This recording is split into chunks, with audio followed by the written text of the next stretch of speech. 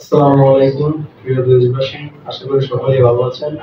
নতুন সরকার গঠন করেছেন বৈষম্য বিরোধী ছাত্র আন্দোলনের সমন্বয়করা। এই মন্ত্রণালয়ে প্রধানমন্ত্রী হিসেবে নিযুক্ত হয়েছেন ডক্টর মোহাম্মদ ইউনূস, শিক্ষা মন্ত্রণালয় ডক্টর আসিফ নজরুল, স্বরাষ্ট্র মন্ত্রণালয় সলিমুল্লাহ খান, আইন বিভাগ ও সংসদ বিষয়ক মন্ত্রণালয় ব্যারিস্টার আন্দালিব রহমান পাত্র, সমাজ কল্যাণ মন্ত্রণালয় মঞ্জুর আল মতিন পিতল, তথ্য ও সম্প্রচার মন্ত্রণালয় খালেদ মহিউদ্দিন, পররাষ্ট্র মন্ত্রণালয় পিনাকি ভট্টাচার্য, পরিকল্পনা মন্ত্রণালয় জিল্লুর রহমান, প্রাথমিক ও গণশিক্ষা মন্ত্রণালয় আসিফ মাহাতাব,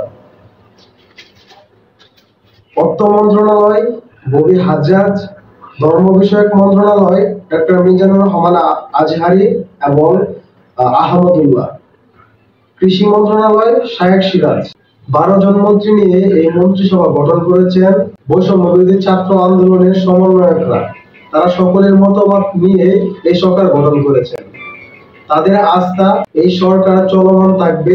পরবর্তীতে আবার তত্ত্বাবধায়ক সরকারের অধীনে নতুন করে নির্বাচন করে নতুন মন্ত্রিসভা বা সরকার গঠন করা হবে।